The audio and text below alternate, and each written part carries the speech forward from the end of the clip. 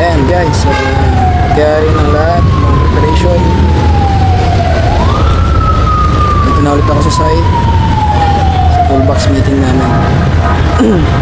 Araw-araw namin itong ginagawa, sa reminders, sa safety, sa activity. Ayan, si engineer, ako at yung mga tao ko, meeting araw-araw. Almost naabot yan ng 5 minutes to 7 minutes performing. Ngayon medyo naging maluwag na kasi dati way back 2020 80 katao hawak ko. Merong safety dati, merong na exercise and may open prayer kami bago kami mag-start ng toolbox meeting. Ngayon medyo patapos na, shortcut na kami, meeting na lang para sa activities, reminders. Yan yung palagi namin ginagawa bago kami mag-start ng trabaho. Ito sa amin walk pagawaan.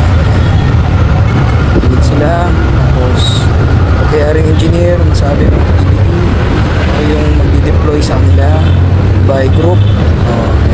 Kasi sila is may skilled workers, helper, mayroong welder gun, mason, carpintero, labor.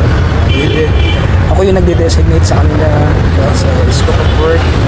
Sabi ng engineer dyan, mamaya guys, ako na yung magsasalita dyan. Kaya rin engineer. Ganyan lang araw-araw guys. Yan yung yan yung trabaho ko. Yan ako kumikita ng pera para sa budget ko, budget na mag-inoon araw-araw.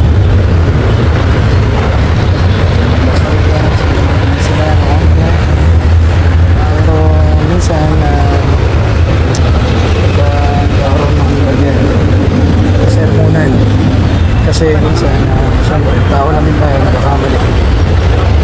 Minsan hindi nila gets or hindi nila nahaan yung mga ibang activity, wala sila pagdating sa mismong site. Yan, araw-araw yan, reminders. Siyempre, hindi namin makakalimutan yung safety. Ako na, yung sasalita yan. Ako yung mga kasama. Gusto mo na kayong dalawa dyan. Ano video eh. Yan, sabi ko lahat ng, siyempre, sinabi ng engineer. Hindi-designate lang sila. Dati, sobrang hirap. Tatlong scope yung hawak ko by tatlong grupo yan. Kaya kailangan lahat sila is maririnig nila yung sasabihin. Kasi dati meron kami ginagamit na lapel or yung mic para madinig nila yung mga kasabihin. Kasi yung 80 katao dati is alis nila sa likod, hindi na nila marinig lahat ng sasabihin. Kaya slogan pa kami dyan dati. Ayan, safety slogan, safety first. Yun yung sa mga laking trabaho guys.